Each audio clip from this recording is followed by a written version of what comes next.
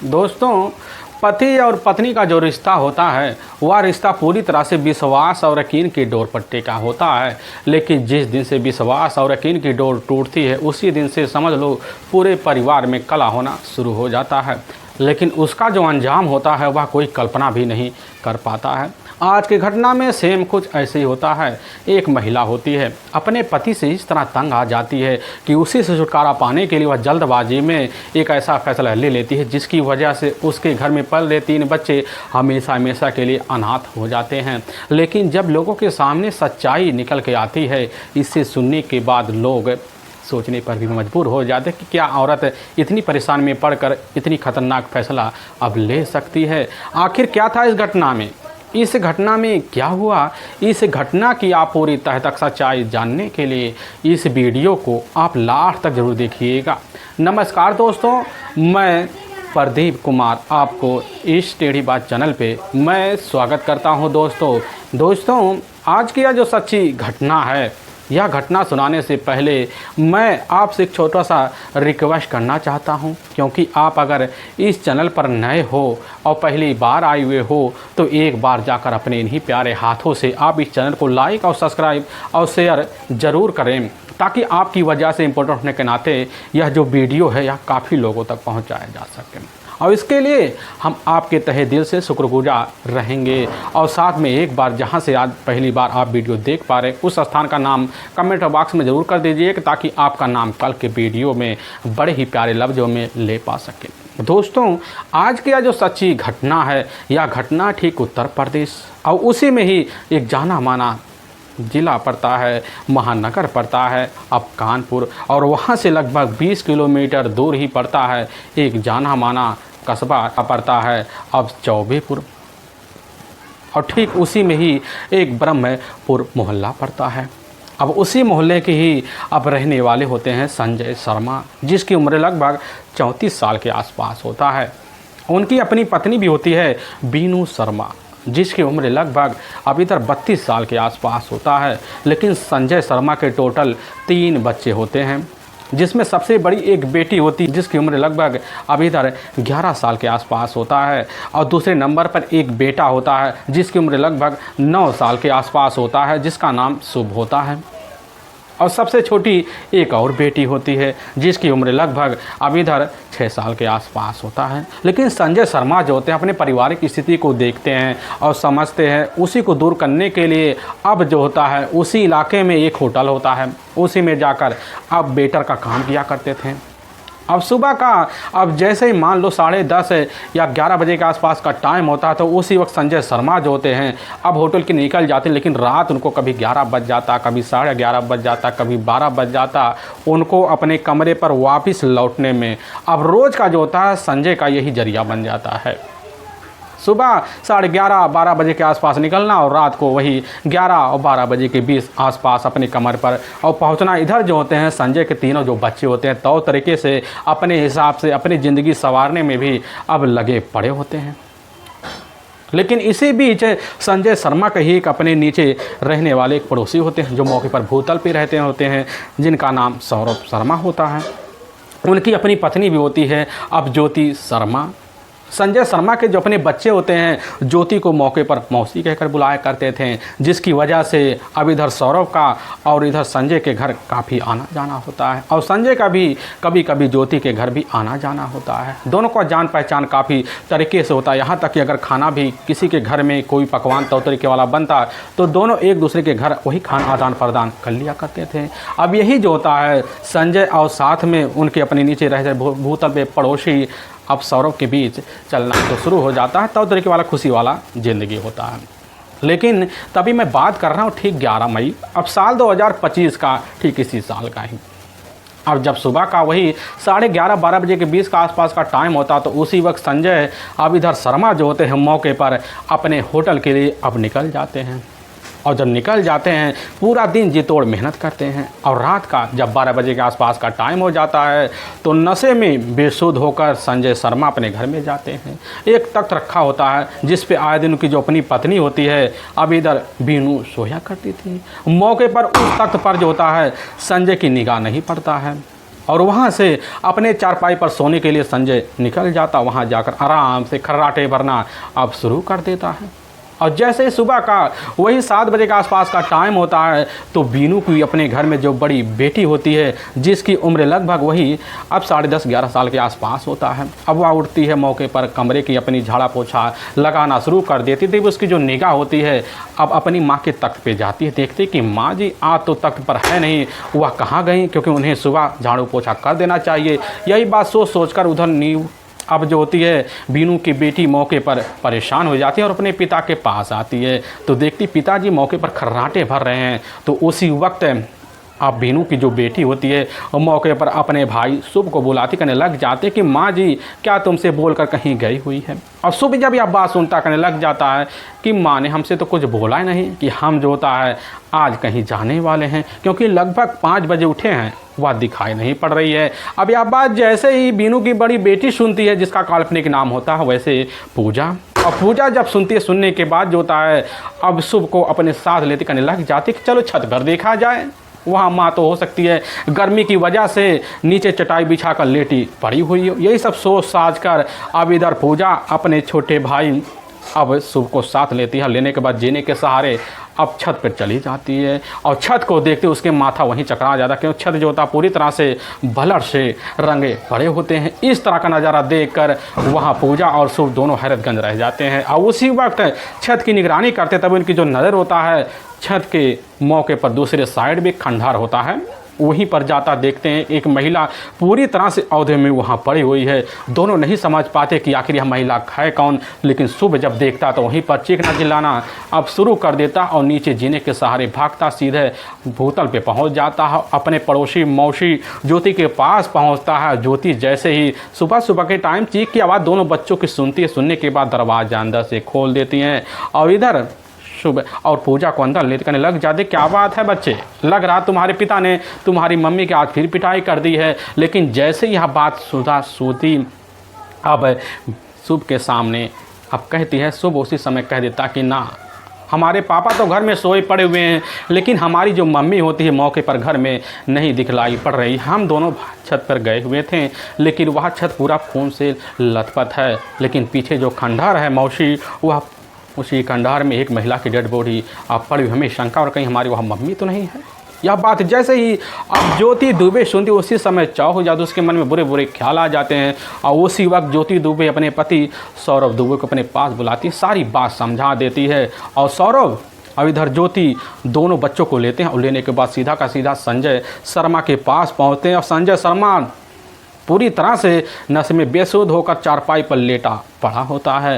कैसे न तैसे कर संजय शर्मा को जगाते हैं। दोनों लोग जगाने के बाद संजय शर्मा को अपने साथ लेते हैं और पीछे वाले खंडहर में पहुंचते हैं। और जैसे ही इधर उस महिला के शरीर को उल्टा पलटा मारते हैं, देखते हैं कि अरे यह जो महिला होती है अब बीनू शर्मा है। वही दोनों बच्चे देखते चीख चिल्ला पड़ते हैं। अब इसकी जो आवाज़ होती है वह जाकर इधर बीनू की अपनी माँ मौके पर लक्ष्मी को लग जाती है। लक्ष्मी जब खबर पाती है अपने बेटी के पास कुछ घंटे के अंदर पहुंचती है, वहीं अफरा तफरी तुरंत ही मच जाता। उसी वक्त की जो सूचना होता है अब ज्योति दुबे के द्वारा अपने नज़दीकी पुलिस थाने चौबेपुर में दे दिया जाता है।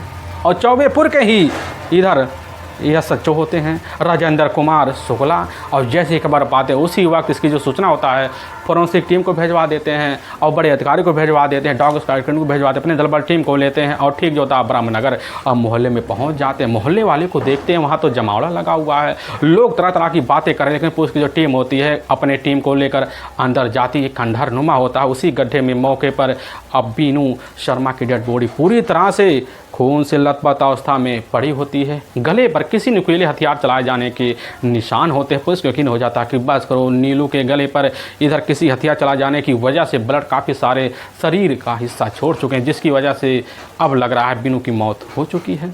अब यह बात जैसे ही वहाँ के इंस्पेक्टर साहब सुनते हैं, सुनने के बाद जो होता है फोरेंसिक टीम को उसी समय इतला देते हैं कि आप घटनास्थल का अपने हिसाब से तौर से निरीक्षण करती है। और फोरेंसिक टीम जो होती है अपने हिसाब से घटनास्थल से लेकर पूरे छत पर जाती है, वहाँ कुछ धब्बों को इकट्ठा करती है। और इकट्ठा करने के बाद पुलिस की जो टीम होती है इस केस की गहराई से जाँच पड़ताल करने के लिए बगल में पड़ी हुई अब इधर बीनू की अपनी माँ होती है लक्ष्मी, पुलिस के सामने रोती बिलखती करने लग जाती कि साहब हमारी बेटी का हत्यारा कोई और नहीं है बल्कि हमारा अपना ही दामाद संजय शर्मा है। और वहाँ पर एसएचओ साहब इधर राजेंद्र कांत शुक्ला जैसी आप बात सुनते करने लग जाते, आपको क्यों लग रहा है कि आपकी बेटी का हत्यारा आपका दामाद हो सकता है?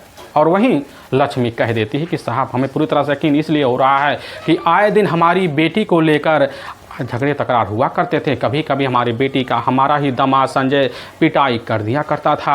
उसकी टीम करने लग जाती कि आपको लग रहा ठीक है, शंका अब हम यकीन में बदल देंगे। यही बात पुलिस की टीम भी सोच लेती है और सोचने के बाद पुलिस की टीम जब घटना का निरीक्षण करती है, निरीक्षण करने के बाद पुलिस की टीम जैसे ही अब संजय शर्मा के पास पहुँचती है, उसके जो कपड़े होते हैं, जो हाथ होते हैं, पूरी तरह से खून से लथपथ होते हैं। पुलिस को यकीन हो जाता कि बस करो, इसमें तो संजय का ही हाथ हो सकता है। अब पुलिस की टीम उसी वक्त जो होता है कपड़े पे लगे हुए ब्लड और कुछ फोरेंसिक टीमों के द्वारा मैच करवा लेती है और मैच भी कर जाता है। पुलिस को पूरी तरह जो शंका होता है यकीन में बदल जाता है। उसकी जो टीम होती है उसी वक्त संजय शर्मा का ही बेजाडीन टेस्ट करवा लेती है और टेस्ट जो होता है इधर मीनू दुबे के बॉडी से मैच कर जाता है। पुलिस का शंका यकीन में बदल जाता है। पुलिस की जो टीम होती है उसी वक्त संजय शर्मा को अपने कस्टडी में लेती है और लेने के बाद पुलिस की जो टीम होती है वहाँ पर खड़े अब इधर ज्योति शुक्ला से पूछताछ करती है और ज्योति शुक्ला जो होती है पुलिस के सामने वही पूरी आप बीती घटनास्थल का बता देती है। पुलिस की टीम को भी यकीन हो जाता है कि बस करो, सहिता का सीधा जो हाथ है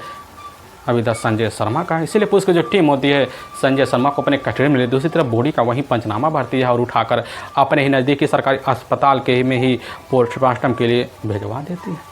और इधर पुलिस की टीम सबसे पहले अब बीनू के दोनों बच्चों से पूछताछ करती है और जब बीनू के दोनों बच्चों से पूछताछ किया जाता है तो बीनू के दोनों जो बच्चे होते हैं पुलिस के सामने कहने लग जाते हैं कि साहब हम तो अपने पिता के साथ आराम से खा पी के सोए हुए थे, लेकिन सुबह का जैसे 7 बजे के आसपास का टाइम होता तख्त पर पहुँचते वहाँ देखते हैं कि माँ नहीं है। हमारे मन में शंका होता है जिसकी वजह से हम अपनी माँ की तलाशी करने के लिए जो होता बाहर निकलते हैं, देखते हैं वहाँ भी माँ नहीं दिखाई देती है और हम दोनों भाई गर्मी का माहौल समझ कर सोचते हैं कि माँ छत पर सोई होगी। इसी बात को लेकर अपने भाई को हम छत पर चढ़ जाते हैं।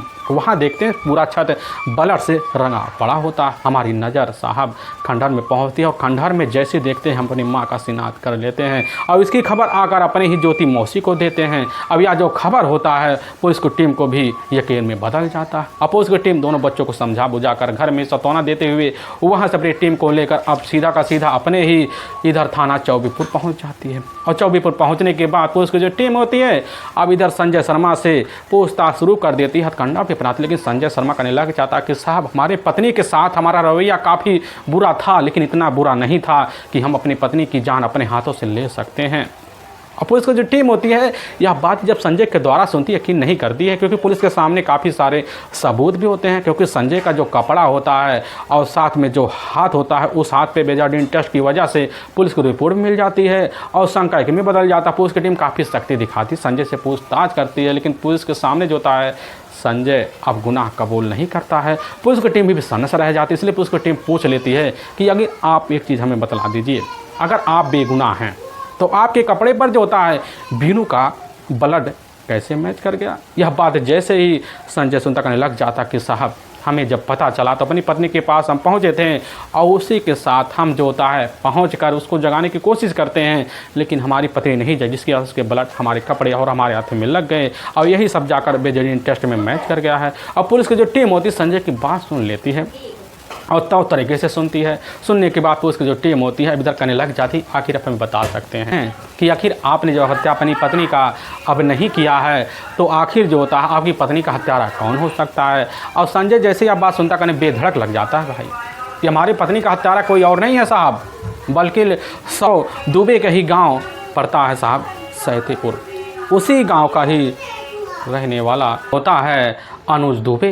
और पुलिस की टीम को जैसे ही पता लगता है, पता लगने के बाद पुलिस की टीम पूछती है संजय आपको यकीन हो रहा है। संजय कह देता कि साहब हम तो वहाँ होटल में काम किया करते थे और हमारी जो पत्नी होती है अनुज को लेकर हर रात जो होता अपने ज़रूरतें पूरा किया करती थी। इसकी खबर हमें लगी, लेकिन हम अपनी पत्नी को लेकर इसी बात को सतर्क कर हुए थे, लेकिन हमारी पत्नी हमारी बात नहीं मान, जिसके वजह से हम आए दिन शराब पी के आते हैं और पिटाई भी करते हैं। लेकिन साहब आजकल माहौल देख रहे हैं कि अनुज और हमारी पत्नी के बीच जो रिश्ता था पूरी तरह से जैसे लगता टूटा हुआ दिखाई दे रहा। उसकी टीम यह बात जब सुनने के बाद उसी वक्त सबसे पहले अनुज का मोबाइल नंबर लेती है अब इधर संजय से उसके मोबाइल नंबर का पूरा CDR डिटेल निकलवाती है तो उसमें एक अनजान नंबर निकलता है। वह नंबर किसी और का नहीं होता है बल्कि इधर बीनू शर्मा का ही होता है। और पुलिस की जो टीम होती है अब इधर बिना टाइम गंवाए जो होता है पूरा CDR डिटेल जब निकालती पता चलता है कि ठीक घटना वाली रात लगभग 10 बजे के आसपास जो होता है अब इधर अनुज दुबे का मोबाइल मौके पर आकर ब्रह्म पूरा इलाके में एक्टिवेट होता है।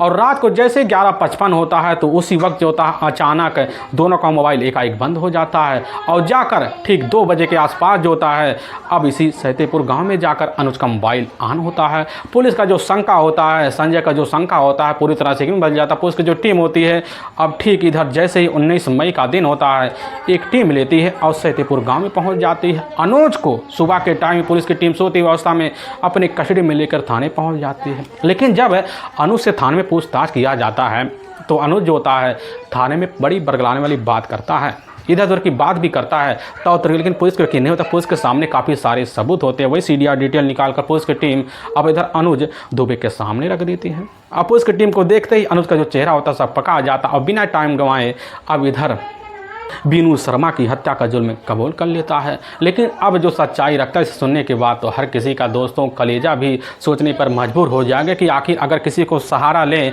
तो सोच समझकर सहारा लें।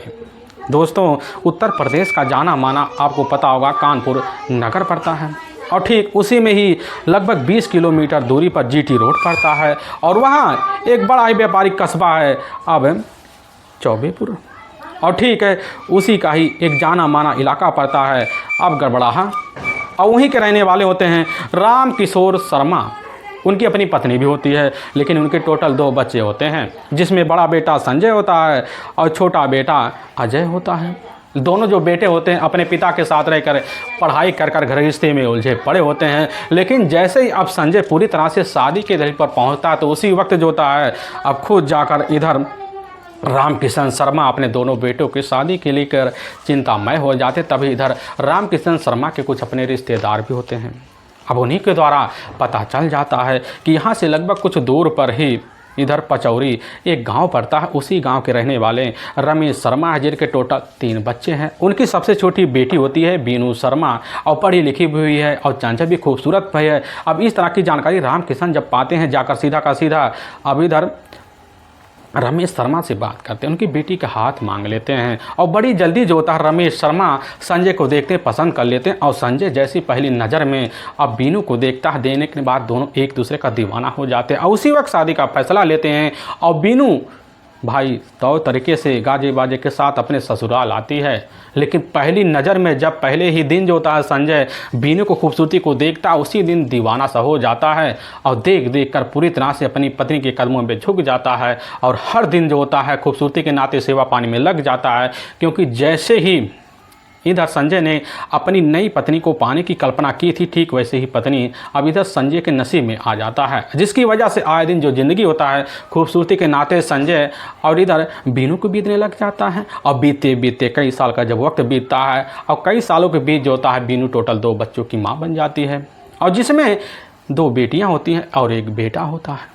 और समय जब बीतने लग जाता है संजय को आभास होता है कि घर इतना बड़ा हो गया है, परिवार भी बढ़ गया है और खर्चे भी बढ़ रहे हैं, जिसके बाद संजय अब फैसला लेता है खेती बाड़ी छोड़ने का और छोड़कर जो होता है अपने कस्बे में जाता है और वहाँ एक होटल में अब वेटर का काम पकड़ लेता है और पकड़ लेता ठीक जो होता अपना वहीं रहने का भी कर्मचारियों के साथ निवास बना लेता है। और बनाने के बाद जब रहने लग जाता है उन्हीं कर्मचारियों के साथ मिलकर अब इधर संजय का जो होता है थोड़ा बहुत शराब का सेवन का भी धीरे धीरे लताड़ा लगने लग जाता है और लेकिन लताड़ा धीरे धीरे एकदम लत में बदल जाता है। लत की वजह से आए दिन अब संजय का शराब का सेवन शुरू हो जाता है। लेकिन इसी बीच संजय के पास कुछ पैसे भी आ जाते हैं, जिसकी वजह से उसी इलाके में जाकर जो ब्रह्मचार पूरा पड़ता है वहीं में जाकर एक मकान मालिक से संपर्क करता है, वहीं पर किराएदार के तौर पर रहने लग जाता है और अपनी पत्नी बीनू को लेता है, 3 बच्चों को लेता है और वहीं पर तौर ठिकाना अब बनवा लेता है। और सुबह लगभग 11 बजे से लगभग 12 बजे के बीच जब निकलता तो रात को वही 11-12 बजे के आसपास से अपने घर लौट आता था।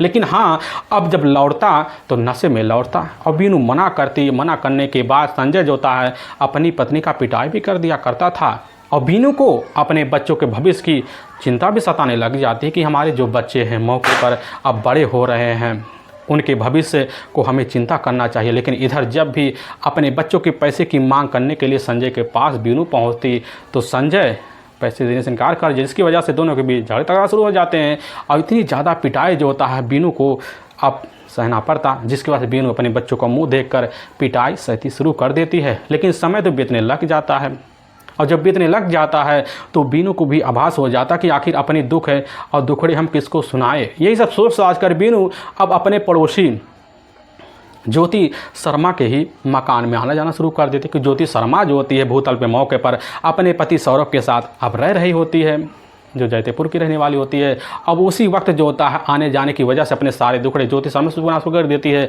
लेकिन इसी बीच घटना से मात्र 2 साल पहले जो होता है सौरभ शर्मा का ही गांव का रहने वाला होता है अनुज दुबे का जो होता है अपने ही इधर रिश्ते में पड़ती है, उनके यहाँ आना जाना होता है। लेकिन एक दिन जैसे ही अपने दुखड़े सुनाते सुनाते मौके पर वहाँ थक हार जाती है तो उसी वक्त अनुज दुबे पहुँच जाता है। अनुज दुबे का अपना परिवार होता है, अपने माता पिता भी होते हैं, लेकिन वह नौकरी पेशा होता है, उसके पास काफ़ी सारे पैसे भी होते हैं। उसी पैसे के धौव में उसके जो चाल चलन होते हैं, जो स्वभाव होते हैं, रंग रूप वाले होते हैं।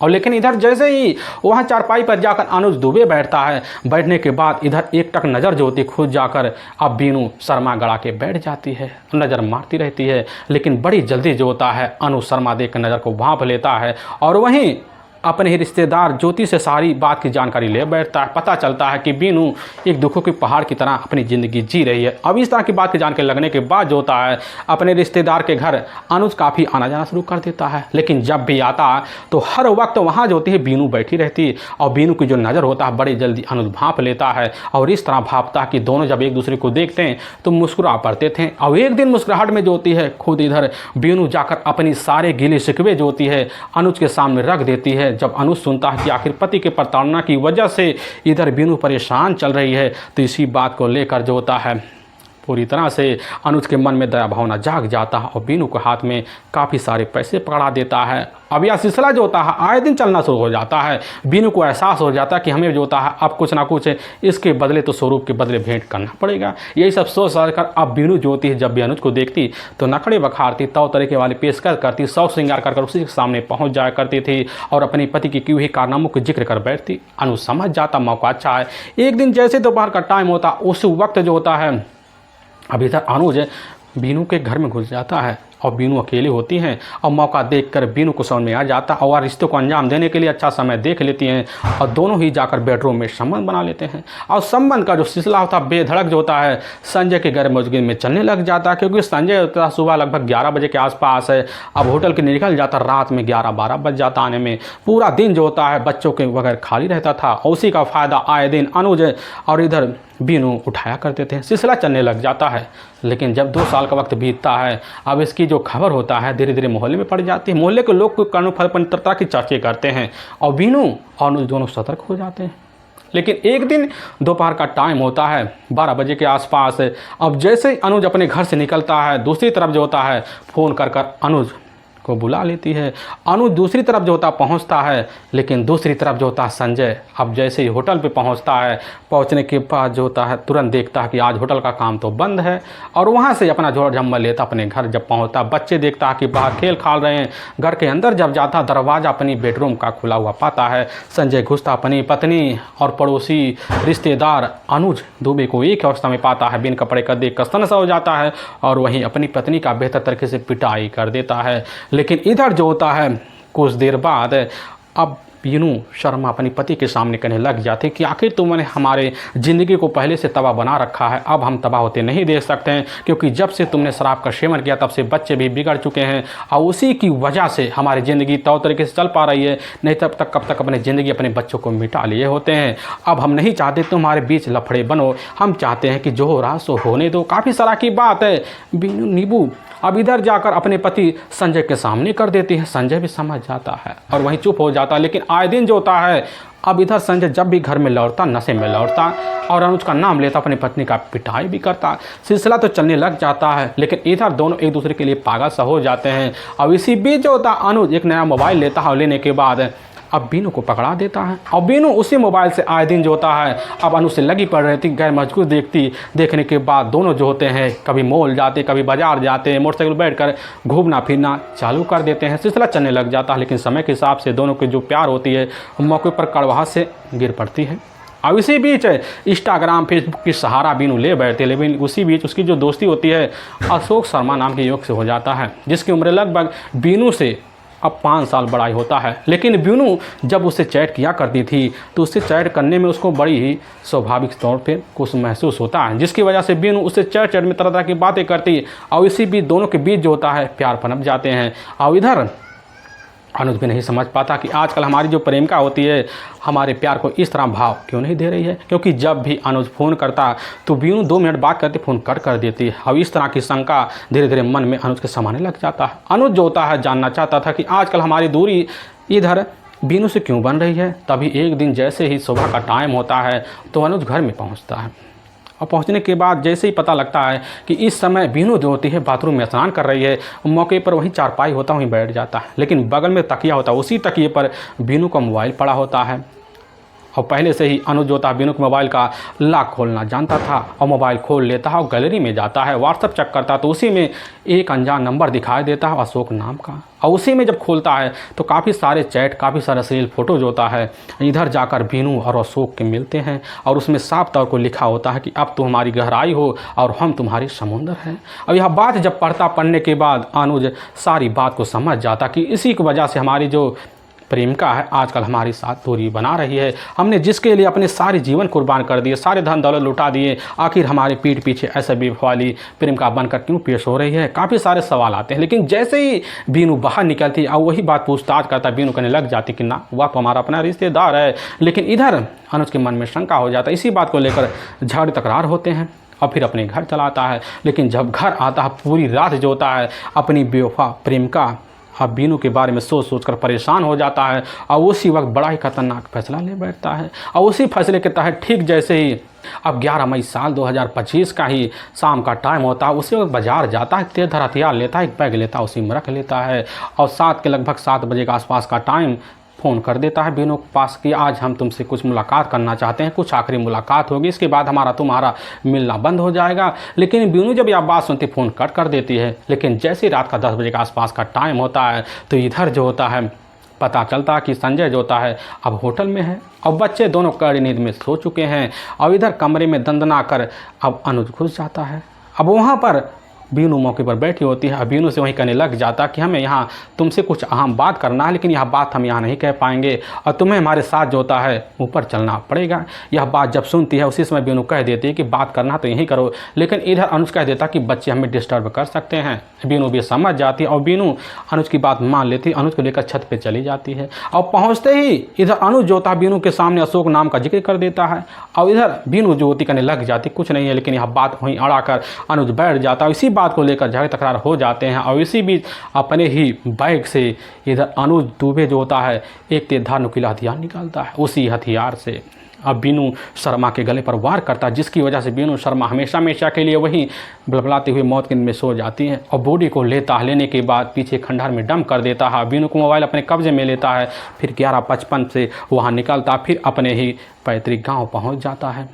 लेकिन वाकई में दोस्तों पुलिस के सामने अब जब यह सच्चाई थाने में जाकर खुद अनुज दुबे के द्वारा आता, पुलिस की टीम सनसराई जाती है। पुलिस की टीम अनुज दुबे और साथ में हथियार को कुछ कब्जे में लेती है और दूसरी तरफ से जो होता है संजय शर्मा को जेल से बेगुनाह मानकर रिहा कर दिया जाता है। पुलिस की टीम अनुज दुबे को ले जाती वहाँ के कोर्ट में पेश कर देती है और कोर्ट में ठीक जो होता है 29 मई साल 2025 को ही इधर अनुज शर्मा के ऊपर काफ़ी गंभीर मुकदमा दर्ज करके ले जाकर एक लंबी सज़ा के लिए जेल में डाल दिया जाता है।